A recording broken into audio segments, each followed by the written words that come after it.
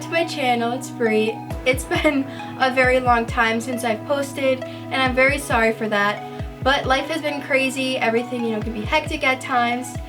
Well, I did it. I graduated from college, Boston University, top 10% of my class. So I have my bachelor's in human development. My main goal, as you know, is to help children with disabilities. So with this degree, I can continue my education and then hopefully later on continue my goals to work with children. So I want to take a more serious note with this video about myself. I know you all have been wondering what's going on with me medically, and I want to also talk about the positive and negative effects that I've been going through in my life currently. So let's get started.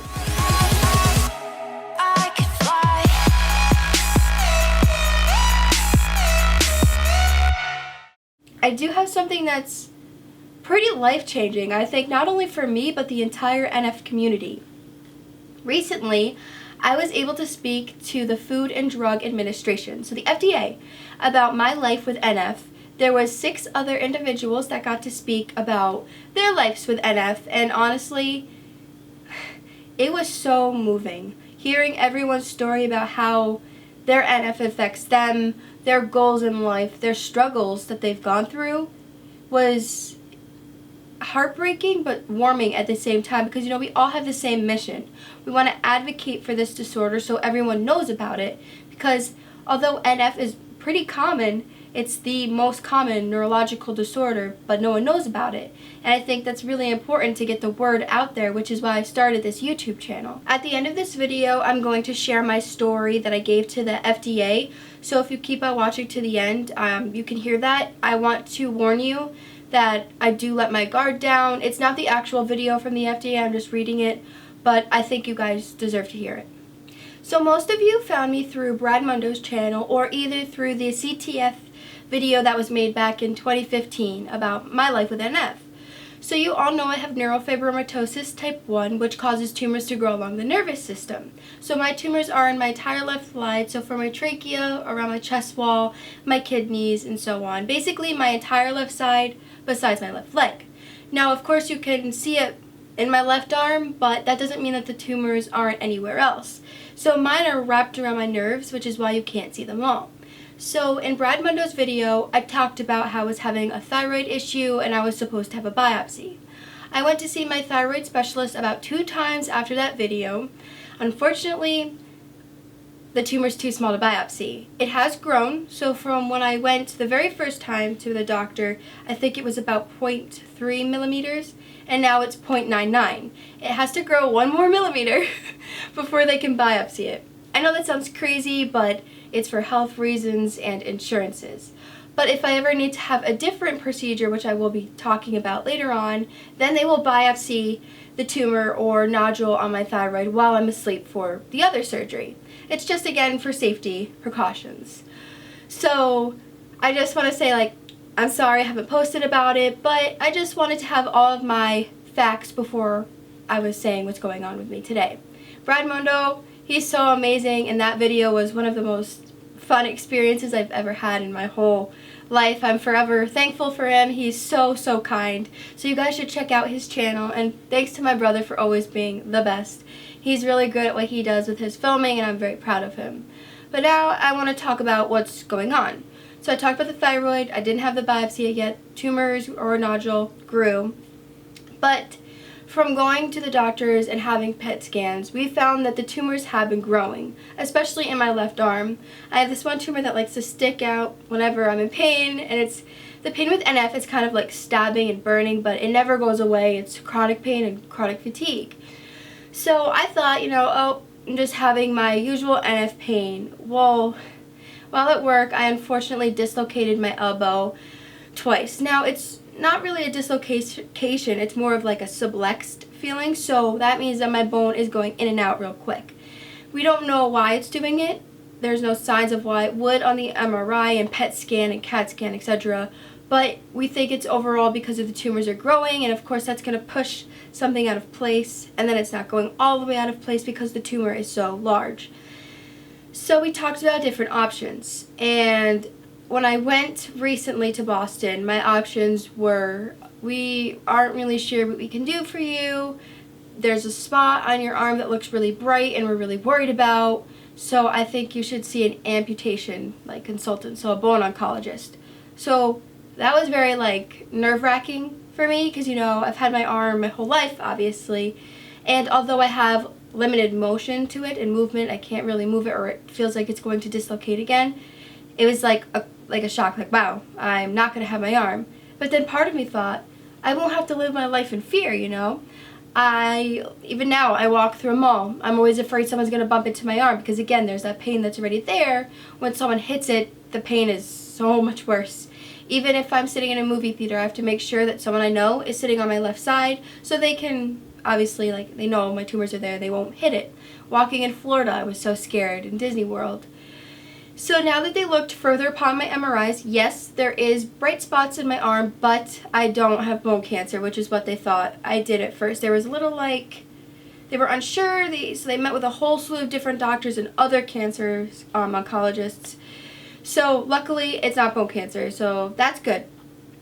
Unfortunately, they don't know if they can amputate my arm, and I say unfortunately because I'm not saying that having one arm is good.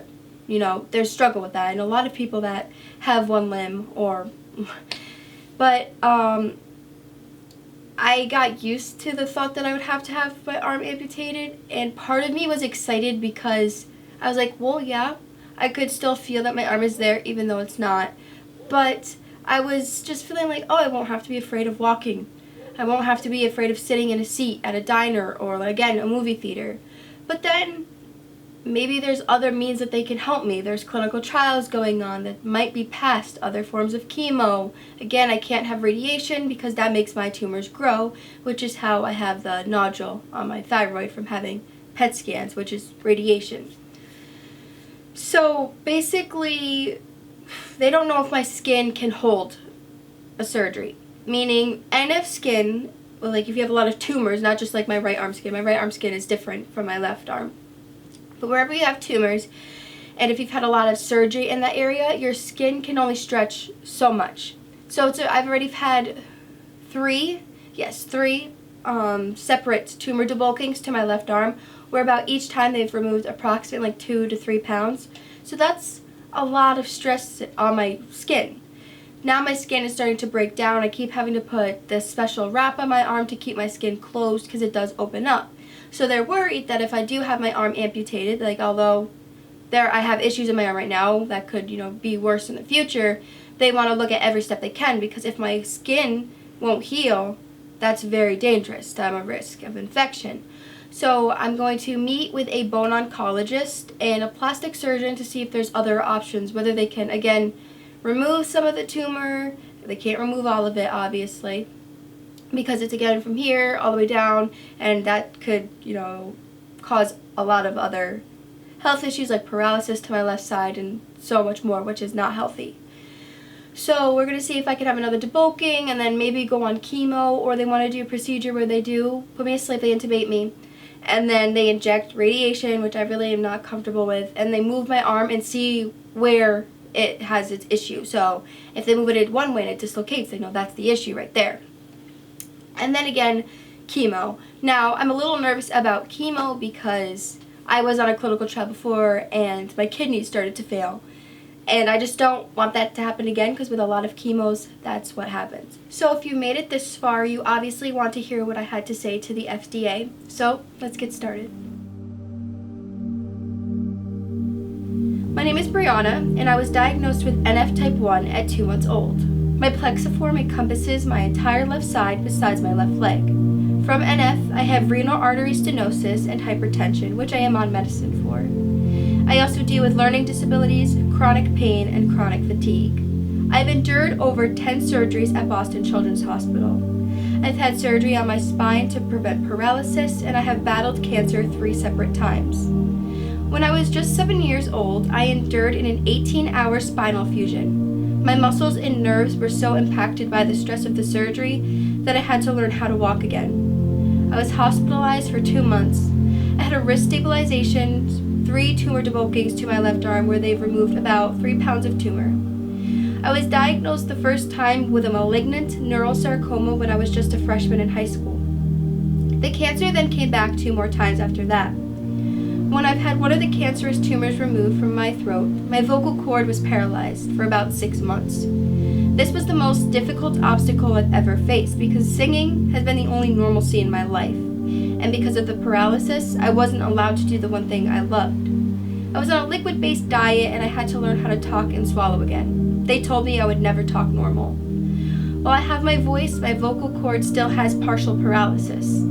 I have been on a clinical trial for NF before, and it was promising in shrinking some of my tumors, but my kidneys began to fail. Unfortunately, my blood pressure was way too high to continue the trial. I was at risk of a stroke, and I was told I would not survive if I continued. Throughout my life, NF has had both positive and negative impacts. Yes, I have been able to accomplish great things, be a spokesperson and an advocate for those who suffer from this disorder, but I've missed out on a lot of things I wish I could have done. Most of my high school years were spent in and out of the hospital or at home with a tutor. I had to finish my last year of college online. I've been denied disability and I try to work, but unfortunately I hurt my left arm at my job. As you can imagine, this has caused a great deal of depression for me. During my junior year of college, I was told I may have a malignant tumor on my thyroid. I will be having a biopsy in a few months. An update of my medical issues is that I may need my left arm amputated because the tumors have grown so much in my left arm that it's actually eating away at my bone. I've lost a lot of function to my arm and it dislocates frequently. NF does not just affect the patient. It affects the family of the patients, both mentally and physically. While I do think finding cure is very necessary, I'm nervous about the various types of medicines, being that I do have high blood pressure. I am excited to announce that I just graduated from Boston University, top 10 in my class while coping with NF. I am now 22 years old, and I was told I would not survive over the age of 7, and here I am speaking with you, the FDA, today. NF has made all of us strong, but it is important to look at all the aspects of this disorder and how these medications will affect us all mentally and physically. We need to know each and every one of our stories before we take this medicine, because no two cases are the same. Thank you so much. So, I know you guys, I gave you a little synopsis already what's happened, but I think it's important for the FDA to know everything about this disorder because, again, as I just said, no two cases are the same.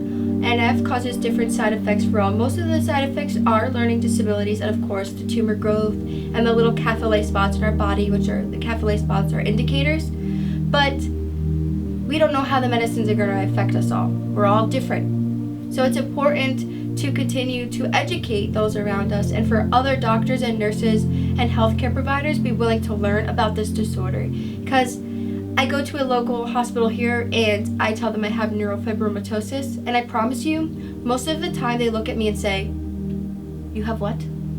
So I'm educating a doctor when I need to get my own help. And I'm not bashing the doctors, it's just I feel it's important for yes to approve various drugs that can help shrink or stabilize our tumors, but it's important for the doctors to know how they can help us instead of us educating them. Science is always changing. So that's why I feel it's important to be educated. So, yeah, I'm dealing with pretty hard stuff right now. You know, the tumors are growing. I don't really know what's going to happen with my arm. My doctors are leaning towards keeping the arm because they're all about saving everything and not going under the knife is the term they use.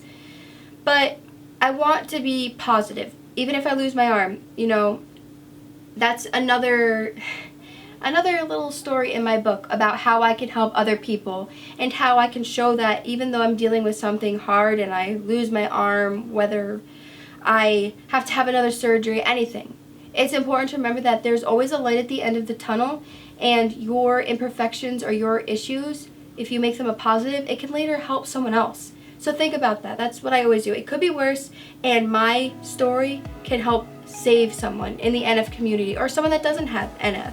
It's going to be my goal to be a spokesperson, and I'm sorry if this video is a little sad. I don't want it to be sad, but it's going to be okay, and I promise I'll keep posting more soon. Thank you.